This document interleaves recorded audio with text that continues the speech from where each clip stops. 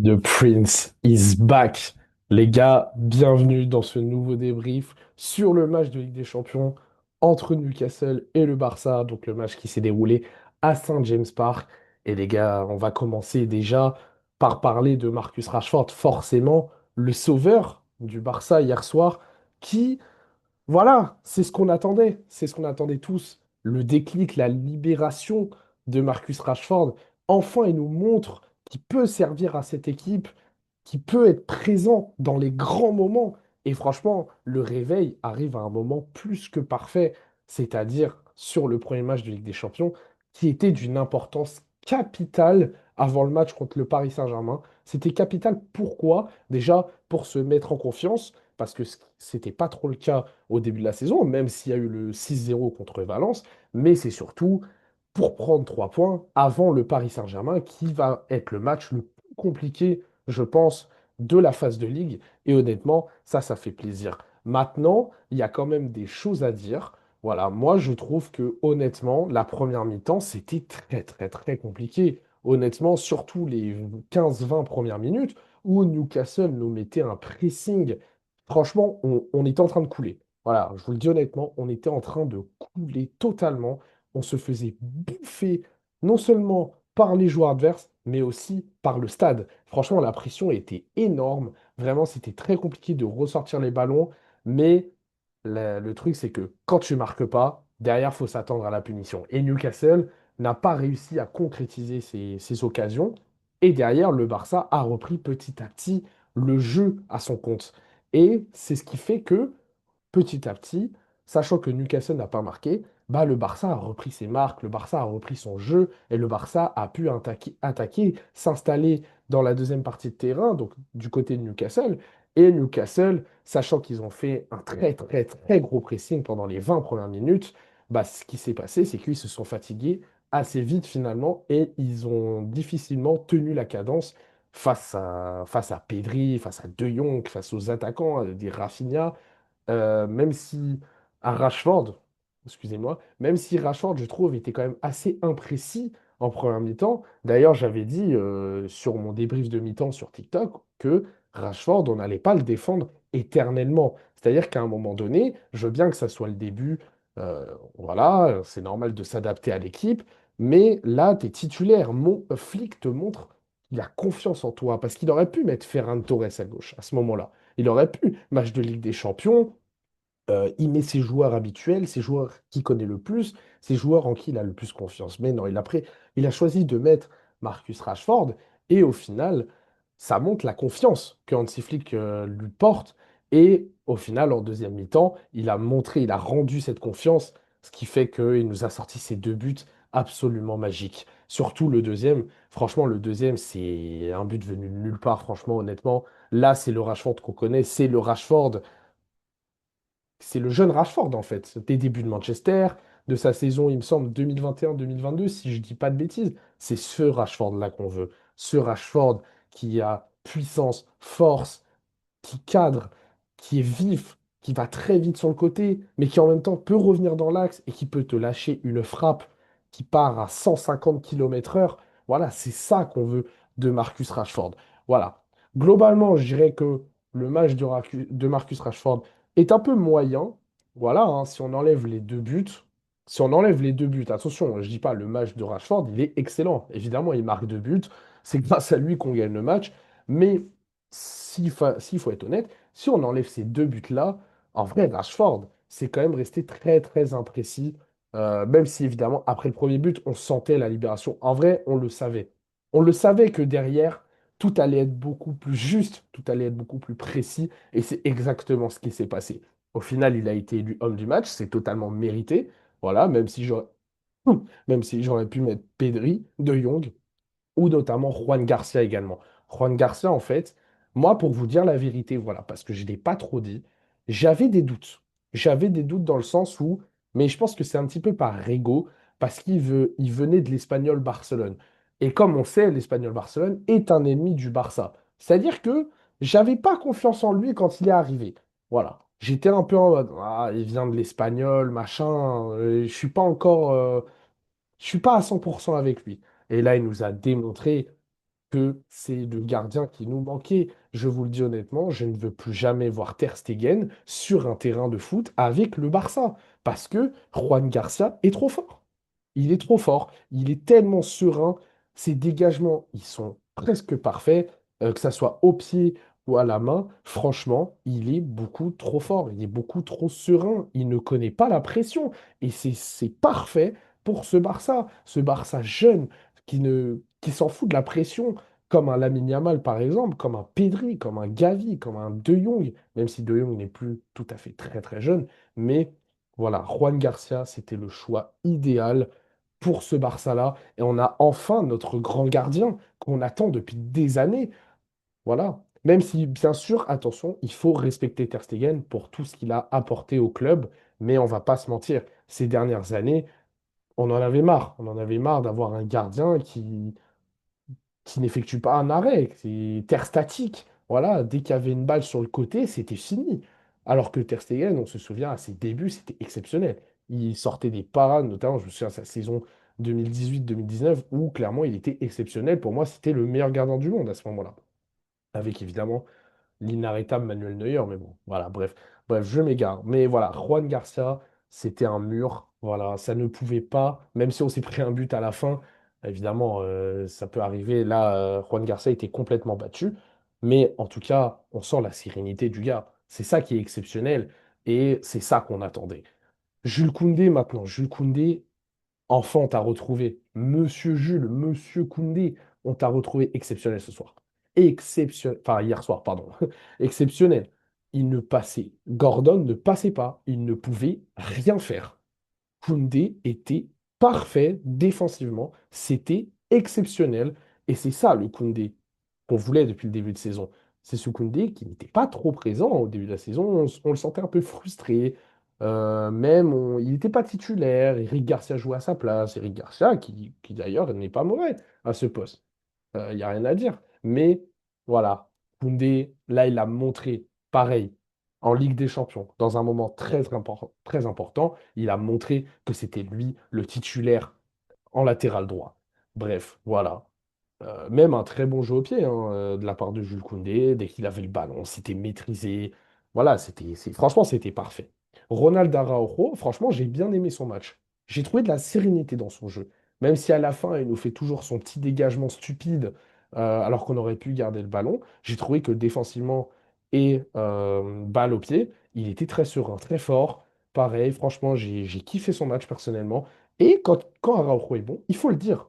Il ne faut pas hésiter à le dire parce que Araujo, ça reste quand même un bon joueur. Même s'il a fait des erreurs, il doit se racheter, c'est clair. Il n'y a rien à dire, il doit se racheter. Mais Araujo, ça reste quand même un bon défenseur solide. Et c'est vraiment exactement ce qu'il fallait face à cette équipe de Newcastle qui ont énormément de joueurs physiques, de joueurs très grands. Sur les corners, ça aurait pu être très dangereux. Au final, ils n'ont pas réussi à exploiter les corners, Newcastle. Et c'est en partie, notamment grâce à Araujo. Voilà.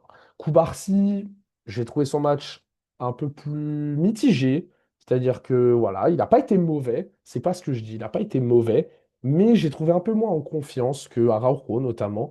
Et en plus, derrière, il sort sur une mini blessure. Alors, normalement, il devrait être là contre Retafe dimanche soir, mais voilà, et tant mieux parce que ça a été une très bonne idée de le faire sortir. Et c'est justement là où Christensen il est rentré, et pareil, on a senti de la sérénitude. Là, on avait deux joueurs physiques. C'est ce qu'il fallait parce on avait marqué un ou deux buts au moment de la sortie de Koubarsi. Il me semble qu'on avait déjà marqué deux buts.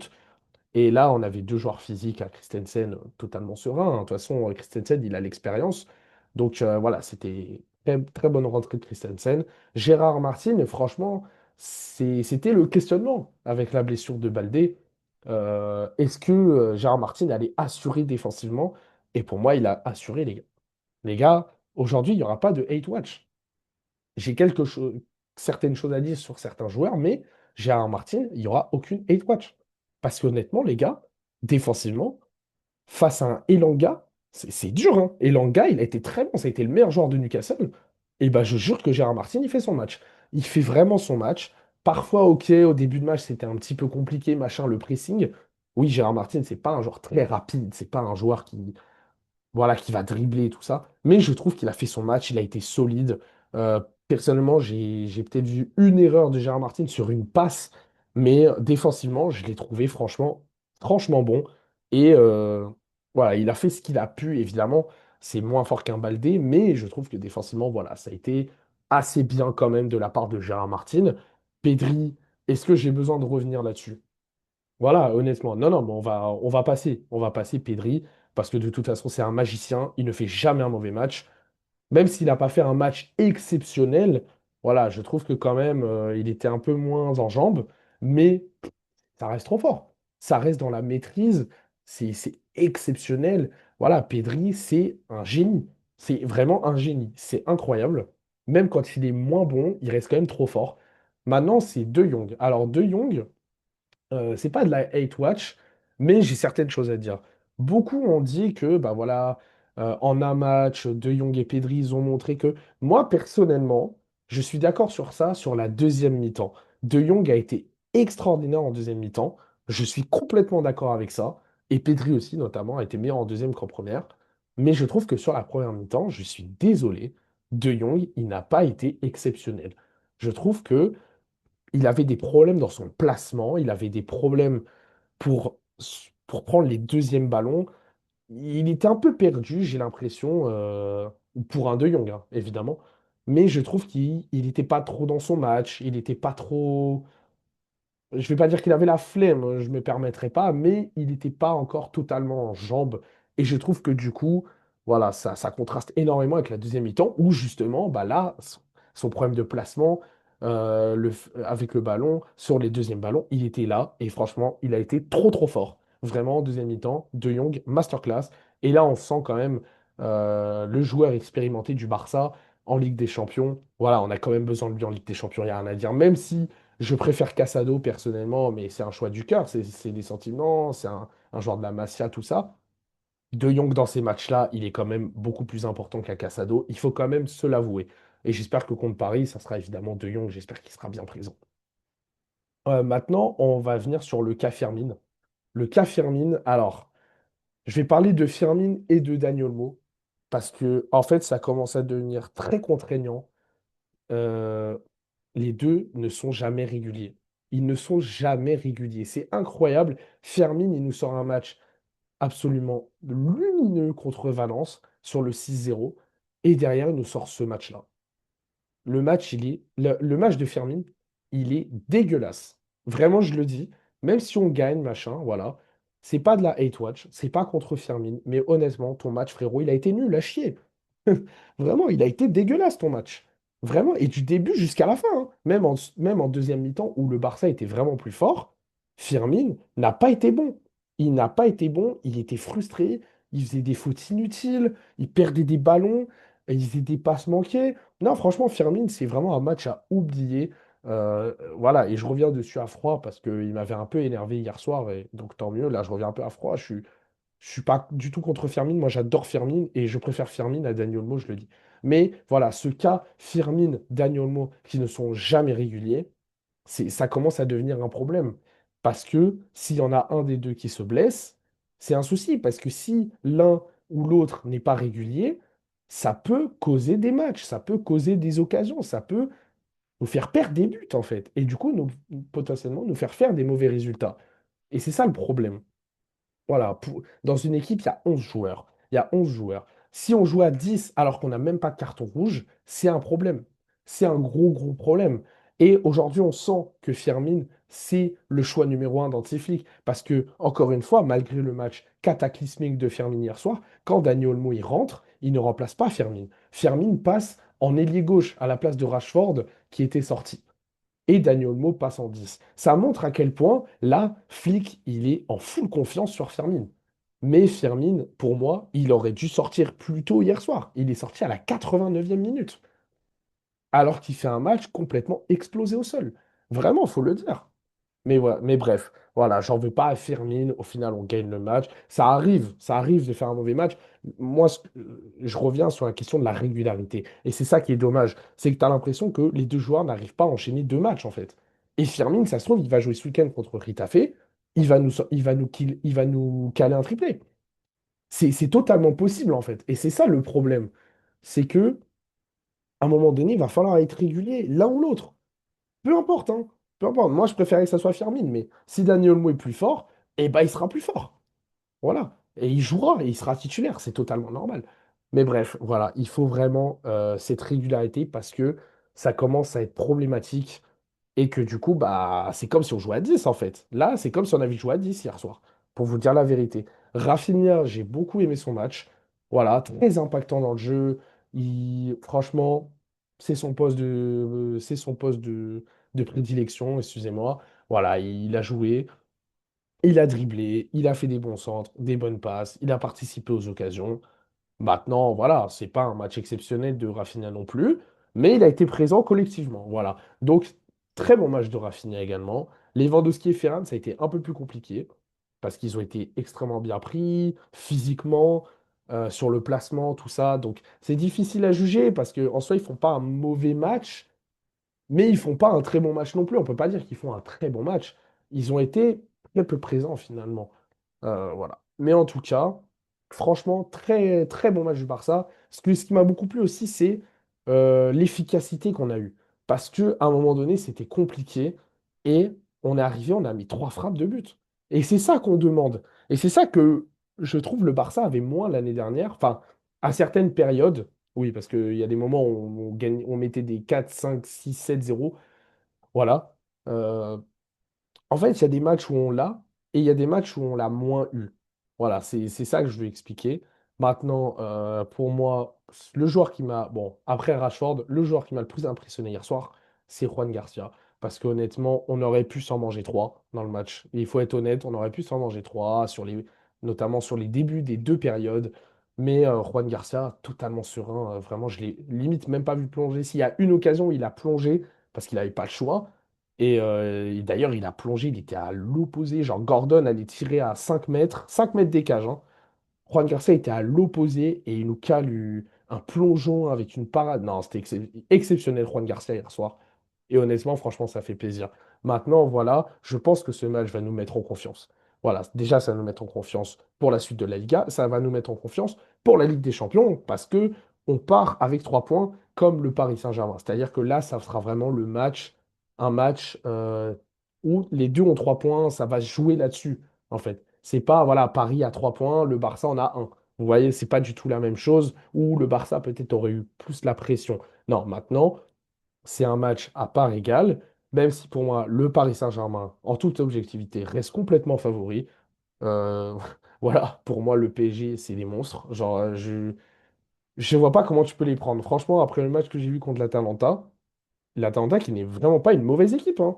Il faut quand même le dire, même si voilà, Lookman, ça manque et tout. On sait que je m'étais trompé, je pensais qu'il allait jouer, mais non, c'est vrai qu'il est toujours en conflit avec ses dirigeants. Mais voilà, pour moi, le PSG reste le grand favori sur le match contre le Barça. Mais sur un match, les gars, tout est possible. Et moi, je pense qu'il y a vraiment quelque chose à jouer. On va jouer au Montjuic. Voilà, ça a été confirmé tout à l'heure. C'est dommage, j'aurais bien aimé qu'on joue au Camp Nou, mais bon, c'est comme ça. Le Camp Nou, ça va être une histoire délicate, hein, jusqu'au bout. Et au final, on joue au Montjuic. Montjuic, c'est quand même un stade qu'on connaît, mais c'est surtout un stade où on a énormément de mal contre le Paris Saint-Germain. On n'a jamais gagné contre le PSG au Montjuic. Voilà, donc c'est peut-être l'occasion d'une première finalement. Et ça va être un match incroyable, je pense. Ça va être un match incroyable. Et je pense que le Barça peut aller chercher cette victoire contre le PSG. Et ça, je pense que mentalement, si on gagne contre le PSG, on sera trop, trop bien. Surtout qu'il y aura le Classico pas longtemps après, fin octobre. Donc au final, ça peut être que du bénéf.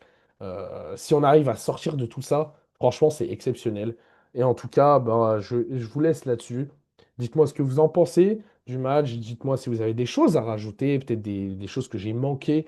Euh, N'hésitez pas aussi à liker la vidéo si ça vous a plu, à vous abonner si mon contenu vous intéresse. Et les gars, bah, on se retrouve ce week-end pour le championnat. Salut tout le monde.